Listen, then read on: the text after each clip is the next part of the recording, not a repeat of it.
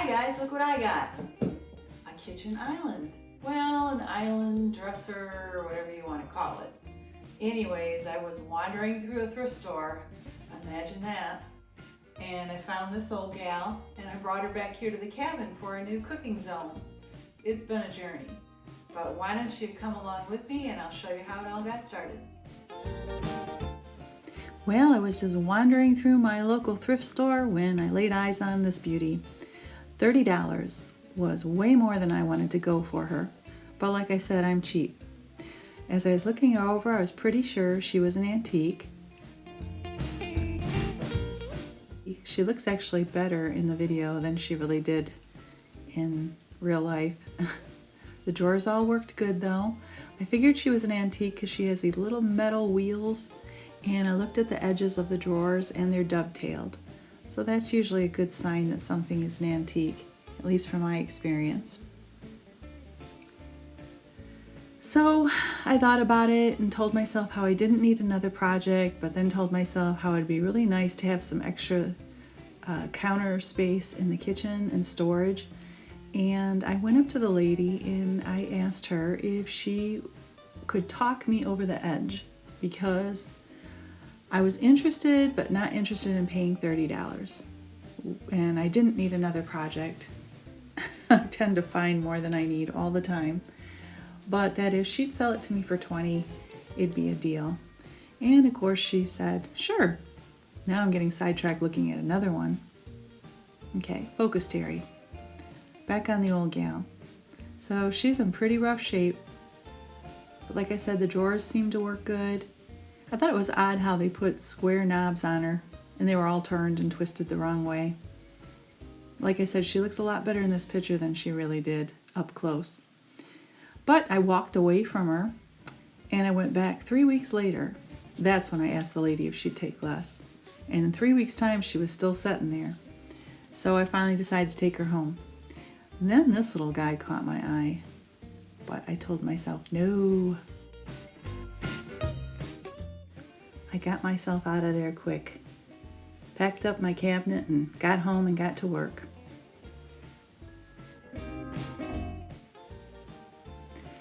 I got so eager to get to work that I pulled the drawers out and started washing it all up before I even got a picture of it in the broad daylight. So I didn't get any really good before pictures, which is kind of a bummer. But anyways, I got to work cleaning it up because she was dirty. I used a plastic scrunchie like for dishes and really scrubbed with a little Dawn dish soap to get any old grime and dirt off of her. And then I really washed her up. There was flaking paint. Normally I like to strip furniture because I love the natural wood, but she had so many layers of paint on her that I thought it was best just to give her another paint job, to get rid of all the loose and flaky paint. I didn't want to mess with it in case there was any lead paint in there anywhere, so I just washed it up and got rid of anything flaky and wanted to seal it all up.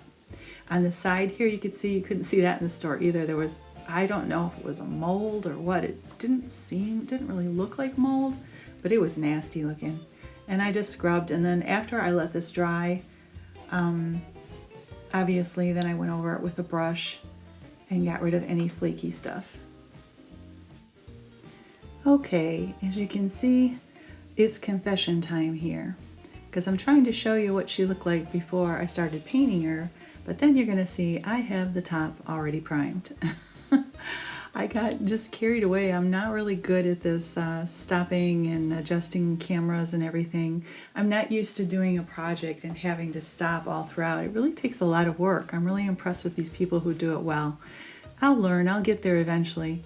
But I'm just so used to diving into a project and just forgetting everything, forgetting my worries and my problems, and just getting all absorbed in the project. And I just got going on the top of it to see if I could make it look good. And the top was tricky because I don't have a sprayer, so I do it all by brush. And once I started painting that, I had to keep on a roll. I didn't have time to stop and move a camera or anything because it was drying fast. So that's why I had ended up getting the top done before I even showed you, because I forgot to set up a camera. So And I'll try to get better at it. I will eventually. It's hard to know what to film to where you're not boring people to death here. I edit on my iPad, and this is in fast motion, if you can imagine that. That's how slow I move. And so when I learned to edit on my laptop, which I will eventually, when I learned to edit on that, you can speed things up really fast. And so I could show you the whole process without cutting anything out. But since I don't have that ability to do that yet, I haven't learned. iMovie is totally different on the laptop than it is on the iPad, so I have to learn it all over again. And I'm working on that right now. But anyways, I couldn't speed it up really, really, really fast. So I had to cut out, what I showed you and what I didn't, so I didn't just bore you. But, so that's another reason. You'll see parts of what I did here and some things you won't see. So this video was really over an hour long, so I had to cut out half of it just so you wouldn't be here all day trying to see what I did. I should tell you that what I used on it was I used kilts. I'll show you the products in the end, all the products that I used on it. I used kilts to prime it. That's what I'm doing right now, is putting the primer on it. And then I used, I believe it was Rust-Oleum chalk paint. And I'll show you the pictures of the cans so you know exactly what I used. And then I coated it, sealed it all up with a polyacrylic satin sheen. Now this is shocking, isn't it? So I primed it all white, and then I took a can of brown spray paint and I sprayed brown where I plan on distressing it. So I have a dark base underneath. I don't know if I'm making any sense, if you can understand what I mean, but yeah, I had it all primed white, and then I did this to it. And I didn't cover it all with brown paint because I was too cheap and I didn't want to buy more paint than I needed to. Also, I never talked about these holes that were in the cabinet. There was actually holes in the top of it, so I don't know if it was originally made to have some sort of hutch on the top, and then in the back there were these open holes. So this is the wood filler I used, plastic wood, and I wanted to get all these holes filled, even on the back side, because if I'm using it as an island, of course the back side's going to show, and I didn't want anybody to see holes in it. So I just used this plastic wood filler, and of course this is an ongoing process. You have to fill it, make sure you don't have any air bubbles, and pack it in there good. Then let that dry and sand it down a little, and then add more where you need to till you get it just completely level with the wood. And so while that was drying, I decided to bring it in late at night. I was putting some chalk paint on it here, and I was using my husband's flashlight to try to see. But the good thing about taking old furniture and not trying to make it look new is there's going to be imperfections. It's okay. It doesn't need to look perfect. It's old. So I got about 2 coats of the chalk paint on while I was waiting for this to dry, and I left this section unpainted so I could keep working on that. But the rest of it's all painted. I'm just finishing up on this back side where the holes were.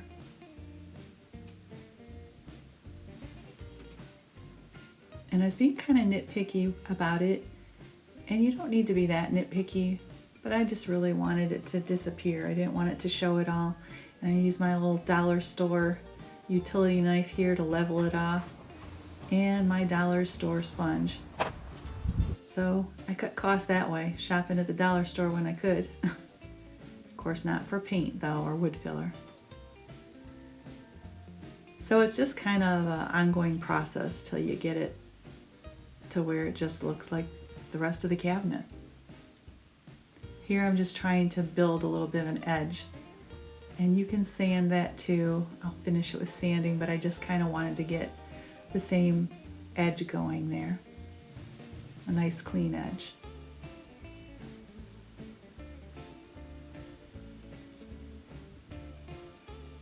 It's kind of tedious and it takes a while, but it's kind of relaxing to do too. And it's really fun when you get it all done and you can't even tell there was a hole there, or you don't even remember where it was. And like I said, the good thing about old furniture is this cabinet had so many layers of paint and imperfections on it that, you know, nothing needed to be perfect on it because it wasn't perfect. I bought it though because it was a good, solid cabinet. It didn't wobble, it wasn't weak at all, and the drawers were good and strong, so I figured it was a good piece of furniture to invest in. Because it's not cheap to do this, you know, you need your primer, your paint. I coated it with a polyacrylic, so now I needed to fill in all the holes of the drawers because I'm going to put different knobs on it. I don't know if you can see there's a circle around each hole too, where as the knobs spun, they left indentations in the wood. So I'm going to try to fill those in too. It came with just knobs in the drawers, and I thought for such big drawers that just a small little square knob looked too small for the drawer. Plus I wanted to get, I think they're called the cup handle knobs, and those require 2 holes. So I had to fill in this hole, trying to fill in those little indents in the wood too. I had to fill in these big holes in the drawers so then I could drill new holes. So that's what I'm doing here. So this one had deeper indents, circular indents around it, so I just really piled it on there and just decided to sand that down. You know, I just realized I told you wrong earlier. When I was working on the holes on the back side of the dresser, I told you I had all the chalk painting done.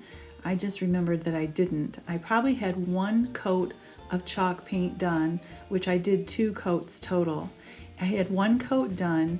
I did the wood filler, then I took those wood filler spots and primed just tiny little spots wherever the wood filler was so nothing would bleed through, and then I removed all the dust with a nice damp rag to make sure there was no dust left on it, and I gave it another coat of chalk paint. And then I distressed it and put on the polyacrylic. So here we are with it all painted up nice. And now the drawers are inside. I've got to give 2 of the drawers 1 more coat. The others 2 look nice and new. And now comes the part I'm going to start scratching it up, which is always scary to start to try to make it look old now. Make it look new to make it look old again. But I want it, which I know is crazy, and a few years ago I would have thought I was nuts for doing this, but I've really grown to like that chippy look. And I have it on my dining room table, chairs, and the little hutch I did, so I want this to match that. Hopefully I'm going to be able to use this in a kitchen somewhere, but I'm not sure. I might end up using it for a bedroom dresser or something just for storage, but hopefully I hope to use it in a kitchen, like for an island one day. We'll see. Now I'm going to start scratching it up. I hope I don't ruin it. That noise you hear in the background is my water fountain I made. That was another project. Maybe I'll leave a link somewhere at the top of this page in case you want to see that video. I know this isn't really the time of year for that. I have some Christmas videos I'm ready to get out, but I've had this footage laying around and I had to get it done and get it out there. I wanted to get this island done too. I got it done just in time for Thanksgiving, and it really helped with kitchen space. So what I'm doing here is I'm taking a little bit of warm water on the rag and setting it on the paint, letting the paint soften again, because once again this is before I put the polyacrylic on, so there's nothing there to seal that yet, and the paint hasn't cured for long at all. So I put a little bit of water and I just soften it up a little and drag my fingernail over it. Ugh, it's stressful. Anyways, I know some may not like it and think, what on earth did you do that to it for? And I get it. There was a time I didn't like this either. And like I said, if I decide I don't like it down the road, I'll just paint over it. It's still a good piece of furniture though, so I'm glad I bought it. Here now, in my process of painting, I slapped up the little metal wheels, and they were kind of gunked up before, so I cleaned them off, and I just thought I'd give them a fresh coat of the same paint that I did the brown on the dresser, the undercoat. I wanted to mention too that that is a spray paint, but it is a primer paint. So when I did that brown coat on the wood cabinet, it was also a primer. And I wrapped them in foil. I just thought, what can I use? So I grabbed some foil and wrapped it around. It worked really good. And that way the little wheels look nice and clean. Now I bought this liner paper, I guess it is, at the thrift store, literally for pennies. I mean, I got it in a bag of stuff, $5, and I had tons of stuff in this bag, so I got it so cheap. And it's not very sticky, which is what I wanted, because I don't know if anybody else has had that problem out there, but I've used contact paper before, and when I went to remove it, it left adhesive on my cabinets, which I wasn't thrilled about. So I wanted to get a shelf liner that wasn't very sticky, didn't have much adhesive, and this doesn't. It comes up really easy. Of course, you can see I painted the inside of the drawers all white to make them nice and clean because they weren't looking very good when I first saw it. And if I put dishes, silverware, whatever in here, I wanted it to be nice and clean. Or clothes, if I use it for a bedroom dresser one day.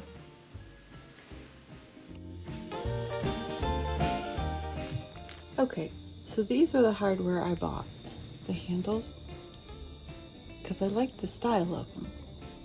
But they're very hard to figure out the measurement. Can you see that? That looks like a screw, but it's fake. I don't know if the camera will focus on it. And the real screw holes are inside. So when I put them on my cabinet down here, the only way I could guesstimate where those holes were is I drew a pencil line. That's why you see smudges and dirt all around here. I'm going to get rid of that later. I drew a pencil line, and then on the underside here I did a little half circle where the hole should go. So I just thought I'd screw a hole there. I screwed it on one side up here, and it was off. I tried to use one of the smallest bits I could that were about the width of my screw to try not to put too big of a hole in it. But what I think I'm learning as I go, trial and error, learn from all my mistakes, is I used a bigger bit to make a larger hole. I was worried because the screw holes they sent me the heads of them aren't very big, that if I did too big of a hole, eventually it would pull through. But I still look like I have enough play there. And also, I bought these washers in case I accidentally went too big to put on the back side so they can't, come through the hole. They can't get pulled through. I don't know if I'm making any sense, and it all remains to be seen yet because I'm not done. I think by drilling a larger hole, and this is probably a no-brainer for other people, but for me, I'm just learning this as I go. There's probably a billion people that can tell me how I did all this crazy backwards, which I'm sure I did. I like the looks of these handles, but I don't know if I would ever order this again. So I have to back off a little and not scratch it. So when I get it up there, if I leave it loose, it gives me a little play. See, this way, up and down, and this way. I'm gonna put a larger hole like that on the other side, and hopefully we can get these lined up and looking right. Hopefully. Then of course, when I get the holes right and I'm working on measurement, I'll get rid of all this pencil marks and all this nasty grubbiness before I put before I secure the handles on. Okay, let's try this again.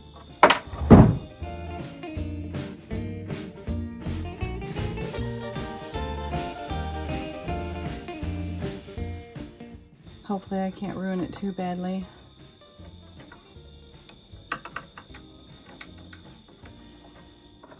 Get that one in loosely.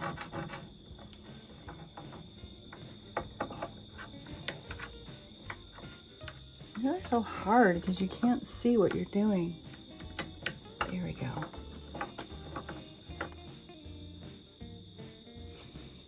By George, I think that just might work. Oh, that one's too high, but see, I can just drag it down and now tighten it. I think we got it figured out. We'll see when it's all done. These already had holes. And when I got it, If you remember, it had only center knobs. But I got the right idea. I wanted to do the cup handle. Yep. So I made myself a lot of extra work. But we'll see. Hopefully it'll be worth it. Hopefully. I gotta remember that no matter what I do wrong, it's no life lost. It's just a piece of furniture. And usually whatever I mess up, I can fix. Like if I messed up the hole, I could fill it like I did the old ones there. I just don't want to.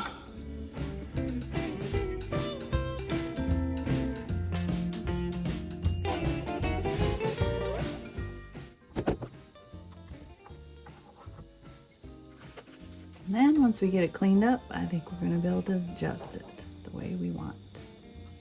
Like that. Because we have the play of that hole being larger than the screw. There we go. Now let's get her cleaned up and tightened down and be done with this thing. Here's another lesson I'm going to teach you today. Another thing that I can tell you, don't do what I did. See that? I put my shelf paper, my liner paper in before I drilled my screw holes. Duh! Anyways, don't do what I do. There's a little hint for you. You're welcome.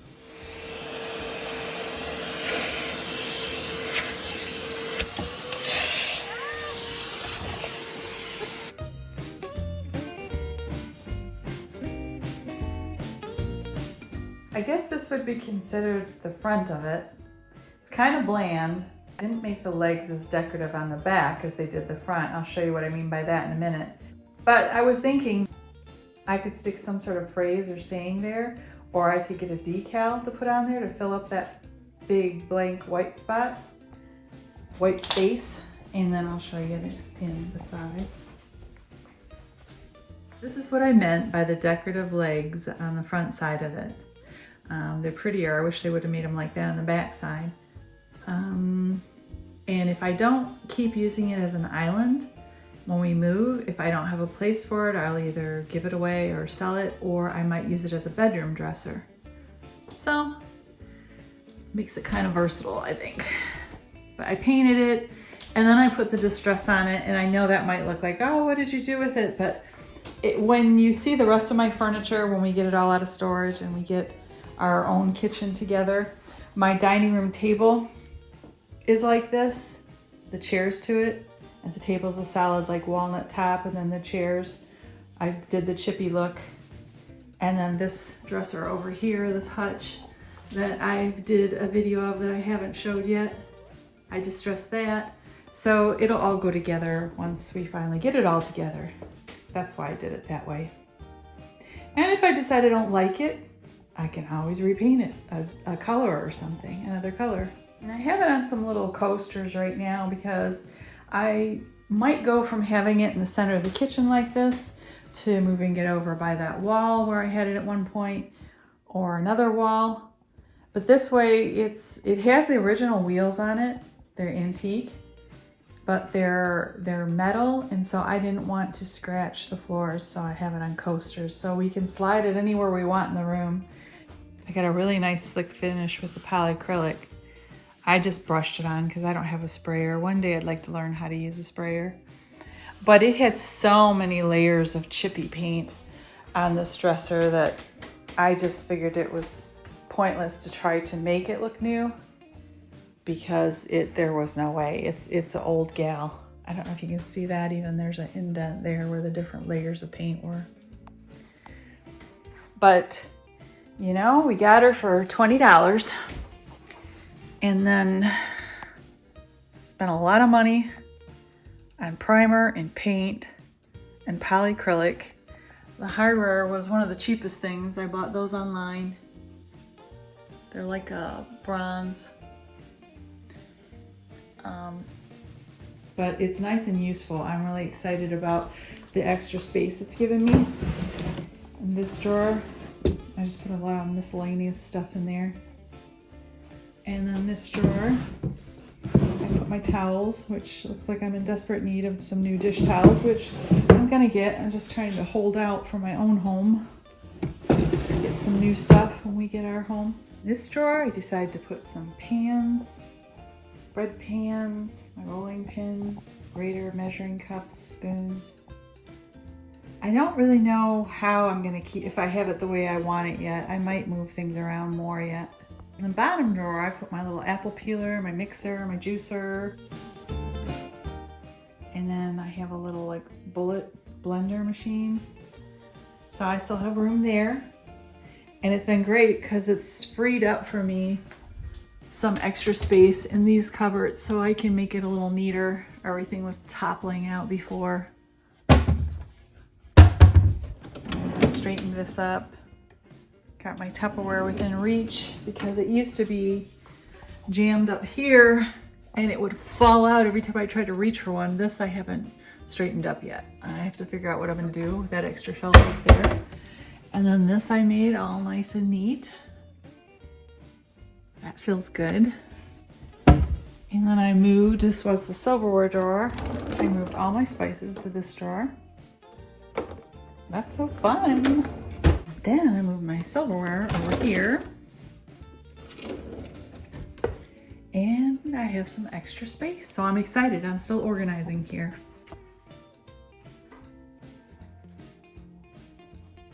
And our sweet little niece, Christy, gave us this sign for our time here at the cabin, and I just decided to stick it there for right now. It needed something in that blank spot, and who knows, you know, if I'm left in the kitchen too long, this sign could be referring to me. So that's what I got there for now. So this is the stain block primer I used. It's Kills. Sorry for the paint all over the label there. That's what I used to prime it. This is the chalk paint I used. They're both cans are the same. I think it's a linen white. They just changed the label on them, so it could look either way. And this is the polyacrylic I always use. It's water-based. It's great stuff. I always use the clear satin finish.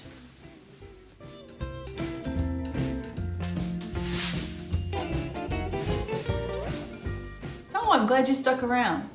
I'm gonna start implementing something at the end of my videos, is I thought it might be fun to add a little story time. A lot of weird things happen, and sometimes it's just fun to share with other people. Also, I do a Bible devotional, and I thought maybe I might share the devotional or something interesting or silly or weird that happened to me throughout the week. So if it's something you might be interested in, then stick around to the end of my videos. And I just thought it would be something fun to do. We'll see how it goes. But I have one, the very first one for today. If you're noticing in some of my videos, even some to come, because sometimes I film them out of sequence, you might notice a red blotch on the side of my nose there. I don't know if you can see that. But yeah, story time, here we go. So I was at Aldi, putting my groceries in the back of my van, and I carry a cooler because, you know, we're 30 to 45 minutes away from all the stores around here. So I've got my head in the cooler and I'm shoving the ice around and trying to make my groceries fit, and all of a sudden, wham! And I literally saw stars for a moment. I didn't know what hit me, and it was the lid of the cooler. The cooler just hauled off and clacked me in the face. Yep. Cut my nose there, and I'm just, by that time I'm mad. I'm just putting the groceries in the cooler, and I slam the door and I get in the car and I've got blood coming down my nose. And yeah, it was one of those days. And then I came home later that night and I cut 2 of my fingers. Do you ever have one of those days? They're the kind of days where you feel like you just shouldn't even got out of bed, but it wasn't an option, so. But anyways, I just wanted to tell you that, so in future videos, if you see this, because like I said, sometimes I film them out of sequence, you'll know the story behind it.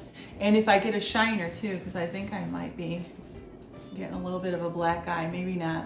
But I was gonna try to cover it up with makeup, but then I thought, well, then it's just gonna look like a big brown bump and you're gonna think it's a booger on my face or something. So I didn't want that. So I thought I'd tell you what happened. So that's my story for today. If you got any interesting stories, share them in the comments below. I'd love to get a laugh. Thanks for sticking around to the end.